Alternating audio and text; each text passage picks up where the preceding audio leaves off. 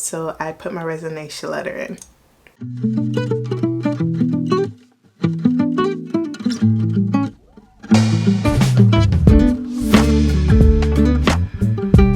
And I know, if you've been following me for a while, you kind of already seen this coming. But if you're brand new here, hey bestie, welcome. You showed up at the perfect time, because today I'm finally doing what I should have done a long time ago, and that's actually introduce myself. And when I mean introduce myself, I'm talking about like for real. Not like, hey, it's Natalie and welcome to another vlog, and then jump into another video. I'm talking about like who I actually am, surface level, and where I came from, and how I ended up here talking to you on a random Saturday with my whole life looking completely different than it did 6 months ago. So grab something, get comfortable, because we're gonna take it way back.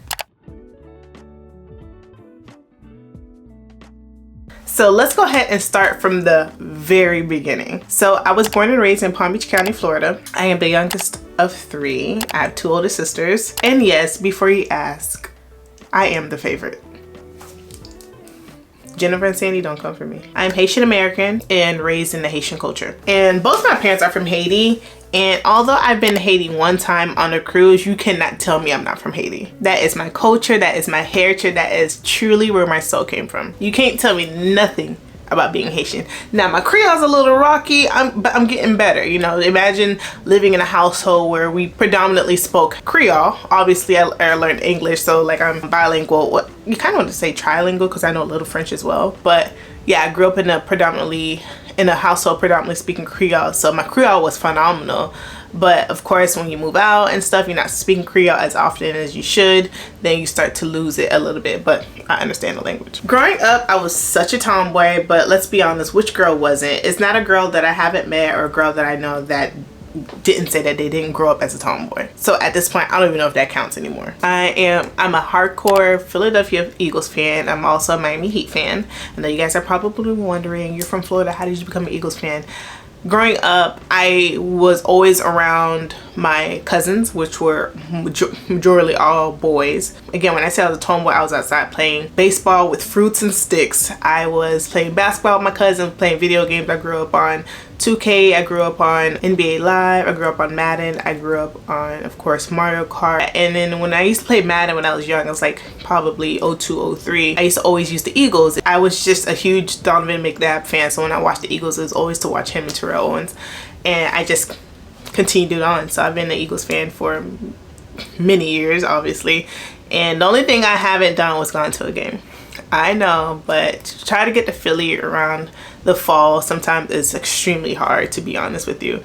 But hopefully soon, hopefully this year, this is the year that I go to an Eagles game. But yeah, I'm an Eagles fan. I've gone to several Miami Heat basketball games. But in sports, that's really all I follow. I don't really spread myself thin when it comes to sports. I watch basketball here and there, and then I watch Eagles. And I also watch college football as well. And yeah, I'm not gonna like this, but I am an Alabama fan. And you know, it's crazy. A lot of people are like, how did you become an Alabama fan? I was really a Nick Saban. A lot of people hate Nick Saban, and I understand why, but I just adored him. So I ended up just becoming a fan of him and then just sticking around with Roll Tide, to be honest. I'm gonna be extremely transparent with you because this is my channel and this is what I'm putting out here. And for those who are following me, if you want realistic, real raw versions of content creators on YouTube, I'm probably gonna be your girl, because one thing I do want to say, I am financially irresponsible. Okay, if I see something I want out there, I'm gonna go get it. I save for like me and my husband's future, like our goals and stuff. My daughter has her own high yield saving in her 529 plan. Like, we have all of that, but for me to have my own savings is extremely hard, because once I want something, I'm gonna go get it. I don't know what it is, I don't know who I got it from, Dad, but you know, that's just what it is. I'm not here to tell you to save your money. I'm not here to tell you none of that stuff, because at this point in time, where how life is going, how the economy is going, fuck it, spend that shit. I just don't overcomplicate anything. Like, I do my research on what I want first. Like, you guys know I have cameras, so I'm gonna do research for months before I buy it. I would say that I'm not gonna just passively aggressively go buy something. I've done my research, but maybe I'll get better. Maybe that's something we just figure out during this journey. as you guys know, one of the most important person in my world is going to be my daughter. I have a 2.5-year-old. She is the most hilarious, resilient, independent, beautiful little girl. And I thank God every day for blessing me with such a strong-willed baby girl, because I see she has a bright future. You'll see her a lot on this channel, fair warning, but I'm gonna be completely honest with you. This is not a family channel. This is my channel. My husband and my daughter will pop in here and there, but yeah, this is not a family channel. This is me. This is who I get to be, Nathalie, with you guys, the introverted version of Nathalie, just here to yap on the camera, upload it, and go on about my business. I know there's a lot of creators who are scared to post their kids, and as you should be. But I know God has my baby covered no matter what. I work in tech, so I understand what's going on in the world, but I'm not out here posting weirdness, things that people could take. Although I understand that people could take kids' faces, I understand all of that. But I also understand no weapon formed against my baby shall prosper. And I'm gonna leave it at that. But if you have more questions for me, feel free to drop them down in the comments, and I'll do a separate video and a Q&A on anything you guys want to know. But for now, let's keep it moving because we have a lot to cover. So for me, content creation started for me during MySpace days. If you grew up around MySpace days, you know we were doing HTML coding, we were creating layouts, we were basically influencers on MySpace, especially if you had thousands of friends on MySpace. Especially if you had friends that got pissed off at you because they weren't in your top 8, you were there because you knew thousands of people reviewing your page. But yeah, MySpace days, I was that girl. I was always that girl. I'm always continue to be that girl, because people were coming to me to help them make layouts. I didn't know what content creation was back then, but that was literally it. And that was really the beginning of like everything. From there, around that time, I got into modeling. I was posting my pictures on MySpace. I was getting hits from different places. I even signed up. Someone reached out to me through MySpace to sign up for Model Mayhem, and that's how I got into the whole modeling and working with different photographers that were huge back then. And for a while it felt fun, it was extremely exciting, but I had a couple experiences with male photographers. Ugh, can't stand men, and that kind of forced me to just completely give up that whole modeling thing, which is what prompted me to go into photography. But walking away from modeling, it was hard because, like, again, growing up around a time where like I didn't really dress up as much, but like I had friends at the time that hyped me up. Shout out to Lena, shout out to Whitney. Those two girls were the only two girls outside of my sisters and my mom who really pushed me and showed me my beauty, showed me that I was a gorgeous girl, and they did my hair, they did my makeup, they took my pictures. And Whitney, my friend Whitney at the time, was under a manager, and she introduced me to him, and then he gave me some advice. And from there I just started booking photo shoots, really, to like build my portfolio. But like I said, I unfortunately was assaulted and had to walk away from it, and that was the end of that chapter. So I completely stopped it. If I did a photo shoot, it was with people I actually knew. Eventually I went into the whole photography world. My husband bought me my first camera, and my sister was my muse, still is my muse, and that's how I got into work, because I don't want women going through that. But after that, I was living my best life. I'm talking about going to Miami with my sisters, partying. We had Club Play, we had Club Story, Club Room Service, Club Dream, Club Cameo, Club Bed. Like, we had all of these different clubs in Miami, and we partied at every last one of them. KOD, Live. So I lived my best life at a young adult stage. So that's when people talk about clubs. Like, I don't want to say I abruptly ended my club scene after I met my husband, but it was just like here and there I would go. But like, I always tell myself, I'm like, these kids don't know nothing of what clubbing used to be like back then. It was like, we had pictures in the club, but it was really from like other photographers. Like, photographers are in there just taking our pictures. Our phone was tucked away unless like we were getting some sort of number, or I don't know, we had to pay on our phones. We had to do none of that. It was like such a great time at that time. You know what I mean? I met so many celebrities. That's why, like, when people go crazy for like influencers or whatever, and I'm like, man, we was in sections with Lil Wayne, like we were in sections with Plies, we were in sections with like Chris Brown, like we were in sections with like big name artists. So like, I'm like, bro, we shared a bottle with this celebrity back then. You know what I mean? So it was just, we had a time. That's all I could really say. I am very satisfied with how I grew up in my young adult woman life. But after that, life got serious and I went back to school because I started college a little after high school, but because I was not allowed to go to FAMU, because that's where I originally got accepted in right after high school. I didn't go straight to college right after. I started Palm Beach State for a little bit and then I stopped, and then after the party life is when I went back to school because I had to figure out what I really wanted to do. I didn't want to go to college and waste time. Like, I'm not gonna go just get a degree just to get a degree. I'm not going. So I didn't go to college until I figured it out, and then that's when I got my shit together after the party life. And then through the midst of that, I met my husband on Instagram, out of all places. But Instagram now and Instagram back then is two totally different platforms. I met Donald, followed me in 2013. We didn't even have DMs yet. So he hit me up through my comments and I had to risk it because we had, back then, if you was on my Instagram, you know, we had that section where we could see what everybody was doing, what pictures people were liking, who posts they were commenting on. And that's how he found me and that's how he followed me, because someone commented on my pictures. So I sent him my phone number through the comments and hurried up and deleted it as soon as he texted me because I didn't want no one to see my phone number through that tab. When we went on our first date that same year, maybe a couple months after we met, we've been inseparable. We've been together since. So since 2013, September 2013, we technically made it official. Honestly, September is technically our official month. We just made up a date in October, like, okay, we're gonna call this our dating anniversary. So yeah, we've been together since 2013. This year's gonna make us 13 years together fully. And then we got married in 2021. A lot of people are like, what was the hold up? Nothing. Like, you move at your own pace. And I'm not talking about the man. We always known we wanted to get married. But for me, getting married in my 20s was not something I wanted to do because there was so much trauma that I wanted to hone in on. And I started going to therapy in 2015. In the midst of that, I feel like there were some things that I needed to be nipped because getting married doesn't fix everything. So for me, deeply, I needed to talk about some traumas and heal from them. But yeah, since I met him, I always told him, I'm like, I don't want to have kids in my 20s and I don't want to get married in my 20s. And he respected it.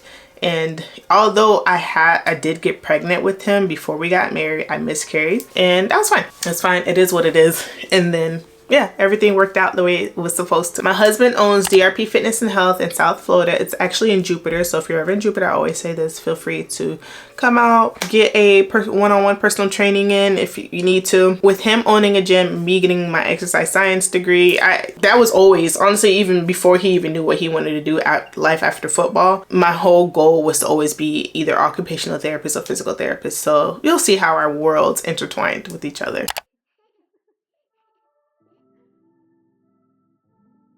Fitness has always been a huge part of what I am, which is why I wanted to wait several months to years before I found out what I wanted to do. And I always loved working out. Well, when I say working out, I've always loved doing core and cardio exercises because I always loved being skinny. After I figured that I would stop partying and finally get my life together, I was like, I want to go into kinesiology. But the only school that offered kinesiology degree was University of Florida, which I did not get into. So I'm like, okay, what's the next best thing? And that's when I figured that Florida Atlantic University offered exercise science. So I was like, all right, let me do a transfer. So I started Palm Beach State, got my general AA, and then transferred to Florida Atlantic University and then got my degree there with exercise science.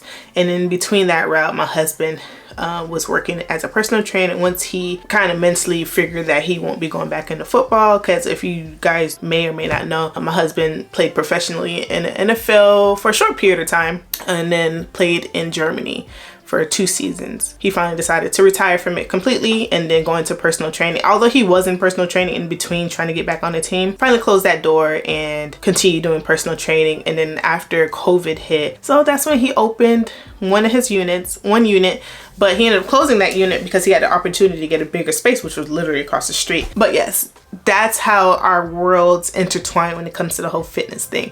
Going back to me, in the midst of getting my degree, again, I was always skinny and I wanted to change that. So I started lifting weights, and that's how I gained weight. That's how I got my muscle, and then I become so obsessed and I started loving my body even more. So the whole, like when I first started this channel, like my first video, if you guys scroll all the way down, is a physique video.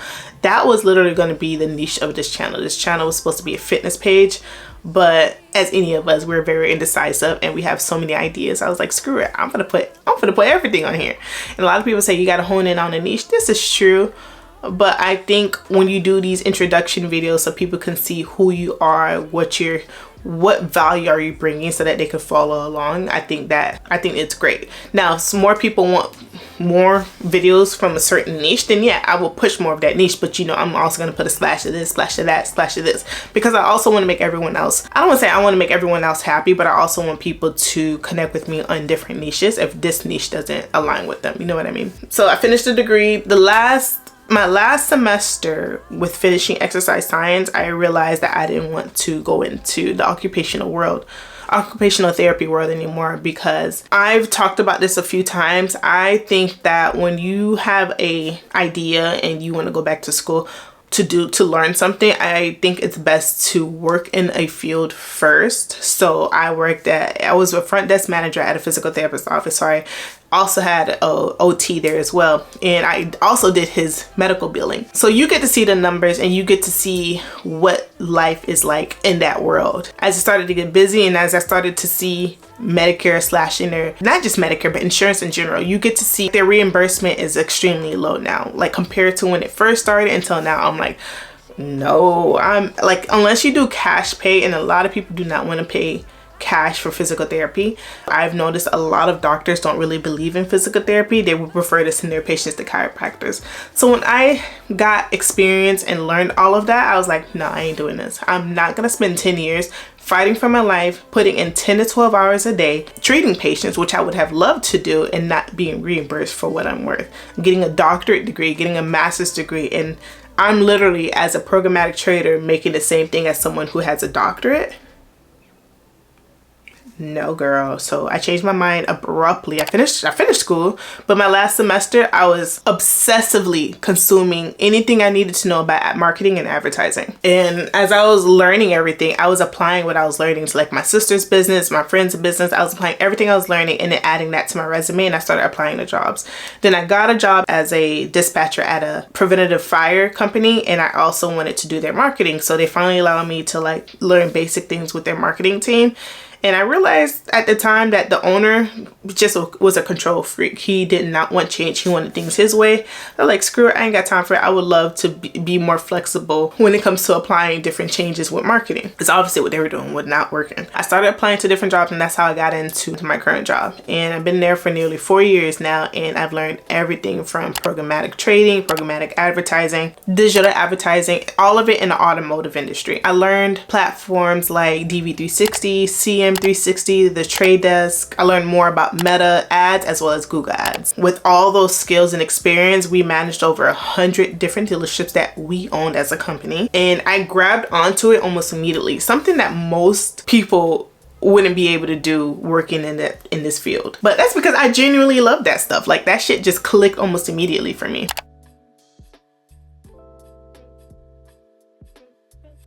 But here's the part that I think a lot of people don't realize when you're trying to build a career while life is happening all at the same time. That shit's fucking hard. My first week at that job, I was going through something, and it was weighing down on my health. And I still showed up, I still performed, I still learned, because that's what I knew how to do. 6 months later, I got pregnant. And those 9 months, everything changes. Your body shifts, your energy shifts, but I kept going. I had my daughter via C-section. If you want more details on like my birth story, I do have a video on that as well. It's on my page. September, I went back to work December that same year. And I just kept telling myself, it's gonna be okay. Keep God first, lean on your village. You got this, right? That's what we're taught to tell ourselves. But here's where I really wanna talk about, because nobody says it's enough. Postpartum is not what it looks like in movies at all. You can go through postpartum depression, postpartum rage is a thing, postpartum anxiety is a thing, and sometimes it just doesn't show up right away. Sometimes it could take months, sometimes it could take a year. When it does hit you a little later than normal, you don't realize it because you were so busy surviving, you had no time to actually process what your body and your mind went through, right?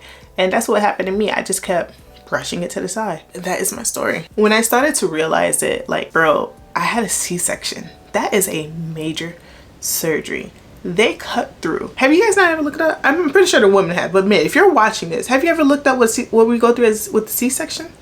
They cut through 7 layers. 7 layers to get to the baby. And you know what's crazy? It's so ignorant for some people because they don't do their research. They do the research for other things, but except women's health. They think that, oh, C-section is the easy way out. Easy way out? I was in labor. I was pushing for 3 hours. I had epidural, but they had to wean the epidural out of me in order for me to like gain feelings in my legs so I could push properly. 3 hours of pushing 10 centimeters, an 8-pound baby. until my midwife at the time, shout out to Tyler, I remember looking, I was like this, I remember looking down and she was just like, she already knew you had to do the C-section. And the thing is, there's a thing where people don't even realize this. A lot of people think that it's normal. Like, we all have birthing hips. However, for smaller babies, my hips are extremely narrow. It's not equipped to push out an 8-pound baby. Now, I know you guys will say, well, back then, we're not back then. We talking about now, because back then they were breaking pelvises to get a baby out because C-section was technically not really a thing. And if it was probably the most, I can't imagine. I know they used to cut vertically instead of diagonally. I mean, they used to cut vertically instead of horizontally. I do know that for sure. But yeah, they were doing things that would be considered illegal now to get the baby out. Emmy was not coming down. And plus, when they did the C-section, she was sunny side up. So just imagine her trying to descend out of my pelvic area and she gets stuck because she's sunny side up. You're supposed to be facing down. You know what I mean? Like, she was this way, you're supposed to be facing down so that way she can go through the canal easy. So I had to do C-section. In the C-section, not to go into full detail because again, I have another video on it, but we went through C-section. I told my husband, I had like a will type of thing, God forbid anything happened. I was like, make the decision. If it comes down to it, you see me, I'm out of it. I was out of it. My apologies. My camera overheated. Whoop-de-doo. But anyway, the point of all this is to say, after the C-section, I just kept moving like nothing happened. I had a job, I had deadlines, I had a baby, I had a husband, a household, and everything and everyone needed me. And I just kept pouring from an empty cup that I thought was filled because I was like, oh, I could do this. I just had a baby. And you want to know what that looks like in real life? So imagine working in this industry, in this career, and it's technically in tech because you're technically are doing everything that most jobs delegate tasks to and branch out. So like you're doing data analysis, you're doing auditing, you're auditing a lot, you're budget pacing, you're creating campaigns from scratch. And if you work in DV360 as well as CM360, it's a lot that goes into it because a lot of people just like, okay, we'll just do one line item and put everything in one line item. No, we're building hundreds of different line items with different audiences in them. And as work is already draining you, you're leaving work to go pick up your kid and your daughter runs out with a huge smile on your face, happy to see you because they miss you because they have been in school longer than you've been at work because you got to drop them off first before you even get to work. And you have nothing left. So you become so overstimulated, you become short. You start to become someone you don't even recognize. One day, my daughter was sick and I was home with her and I realized this is one of the things I had to sit with because she didn't go to school, but she was so clinged on to me the entire day because she never gets to do that. Now, I don't mind my kids still going to school, but picking her up, it's not ethical for a kid to be in school longer than their parent. Like talking about it really makes me emotional. It really does. With all of that going, like all these emotions, everything that's going on, I kept pushing it, I kept ignoring things, but when your body tells you to sit the fuck down, it tells you, it means that shit. My body started sending me warning signs and it was very loud. I spoke on this several times. I had insomnia for over a month. One of the hardest things that I started seeing was my hair started falling out, and it was a difference because I had obviously postpartum hair loss, but this was different. This was like I'm sitting like I'm going like this and like this, like shit, my hair is coming out. Like hair is coming out each time I do it. And then I was losing weight rapidly, which that one I don't mind. I don't mind that one, but it was unhealthy because as you lose weight rapidly, you put it on almost immediately. You know what I mean? So it wasn't like the right way to lose weight. So when I started seeing that, I'm talking about like I lost 10 pounds within like 5 days. Crazy. And once you start becoming depleted from sleep, your brain starts to go places that it has no places going. And that shit is scary. My body was finally telling me, like, it halted me. It's like me having an out of body experience that I don't remember, and it's shaking me like, bitch, stop. It's basically what the heck happened. But the thing is, I genuinely love my job. Like, the environment is great. Like, that's actually one of the best environments I've worked in a very long time. Like, the people were great. They were actually caring. But when stress starts to show up like that in your body, and it's affecting your weight, your sleep, your hair, and your mental health, I don't consider that burnout anymore. That's your body telling you that it's time to go. It's time to detach and reset this nervous system, because stress shows up differently on everyone, and when it's affecting at that level, you gotta go. Like, you can love something and know that it's no longer aligning with you anymore. So I started to choose myself. And I know a lot of people would say, well, you can always go back. No, I don't think going back is smart at all. I think it's time to really start to listen to God, to see what are you showing me, Lord? Because going back to the same thing that caused you all this, no, absolutely not, because it'll show up even worse next time. So I put in my resignation letter, and again, like I said, the beautiful part is I'm not jumping into anything. I was interviewing, I think I interviewed with 2 other companies, and then I realized, girl, sit down. And I know how hard it is, the economy is, but we'll figure that part out. But the main thing is just resetting your nervous system and start to feel like yourself again. While I am resting, I have been quietly building. I've been working on some things for quite some time. As you guys may or may not know, I did build Viral Vision Creative. It's my own boutique marketing and advertising and content studio. So it's all programmatic advertising, digital strategy, paid and social media, content creation, photography, as well as consulting. I've been doing it at the corporate level for so many years. Now I'm finally doing it for myself, and I'm excited. And it's really for small businesses and entrepreneurs who really cannot afford that big agency price tag, because I know how expensive it can get. I'm a small agency, and I am extremely proud of that, because I know what I can do. And I know the people that I serve are going to get like the same level of strategy that the big guys are paying tens and thousands of dollars for without that price tag. That's how I went in when I did photography alone. Like, I went in and charged half of what these big name photographers were charging. Now, unless it's like, depending on what you need and what done, but like simple portraitures, simple family photos, I'm not charging an arm and leg for that. And I also help family and friends run businesses. So like, I know how hard it is to run a business by yourself. So my friends and family know they can always come to me, although they don't, which I don't understand why. I'm like, all right, suffer on your own when it comes to marketing and advertising. I can literally give you strategy. But I think it's because a lot of them don't want to pay. Mind you, I pay 9 times out of 10 full price for certain things, but people don't want to come to me for certain shit. I'm like, all right, if you think ChatGPT gonna give you all that, good luck.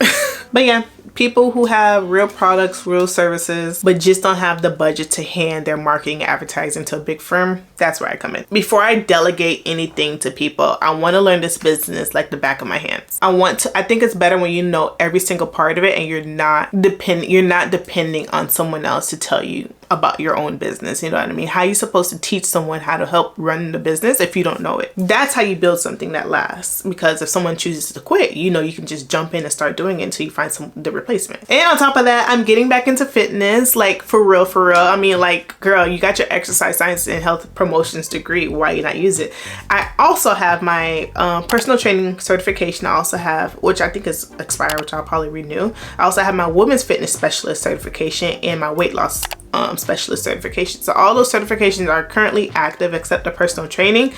However, I have the degree. I don't think I need to go get a certification. It's something I actually learned the science behind it. One of the goals that I may try to get, my camera overheated once again. Anyways, I forgot where I left off at, but I was basically saying that I am basically using my degree again, and I want to go all in when it comes to this fitness. Obviously, I'm still going to do my lifestyle vlogs, motherhood, beauty, all of that stuff, but I'm adding fitness back into it. And being that I will be at my husband's gym a lot more because I am going to be helping him with systems and processes and basically using my degree the way it was intended to be used. But I did reveal something I am extremely excited about. It's a fitness program specifically for moms, but all the girls can use it, obviously. And this is mainly for like moms or women in general who just don't have the time, moms who have little to no equipment, who are not trying to go to the gym, and moms who actually do have a full-time gym setup in their home that they just haven't used in a while, and also moms who do go to the gym and they just don't know what to do at the gym. I believe there is a version in this program for all of you. It's called Mom Strong. It's an 8-week program and it's built around your real life, not some perfect schedule that does not exist, girl. When you have kids, specifically toddlers or toddler, in a household and a whole life that's happening all at the same time, this you know how hard it is to get a workout in. But I'll have the link pinned in the comments, and I'll also have it linked in the description. So definitely check it out if you're interested. It's only going to be $37. I'm not here charging $199 for like a fitness program. No, this is something based off of my knowledge, the education behind it. So yeah, the only thing that I did not put on there was warm up because I figured common sense, although I have to remember common sense isn't so common. I did not add dynamic warm-ups in there, but I will always assume that you guys are warming up. We're at this age where we ain't skipping no warm-ups, right? Okay, yeah, make sure you warm up. Feel free to check out my website. You guys can go on viralvision.com. You get to see like all the services I do offer. You check out my Life With Nathalie media kit if you are looking to work with me in regards to collaborations, partnerships, sponsorships, whatever. I also have my LTK, which I have to update because I have not been putting like the clothes that all the outfits that I put on Instagram and stuff. I need to be better at it and adding it to my LTK too, so I can link all my outfits. So I'll get better at that. But the thing is, a lot of the outfits too is hard to link because not a lot of the brands are on there. But we'll get it. I'll find similar and have it link on there. And I also have my Amazon storefront, which I am currently updating because I also want to put like essentials for like content creating, essentials for fragrances that I love, like all the essentials for me. Like if you guys are interested, I'll have them all linked as well in my Amazon storefront. If you're looking for certain things, let me know.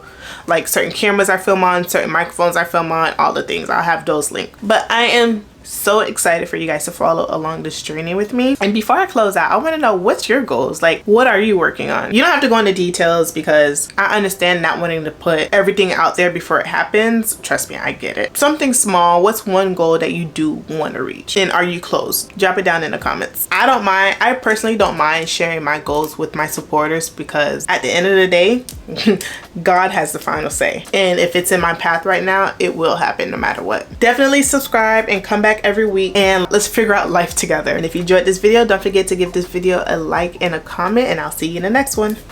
Bye.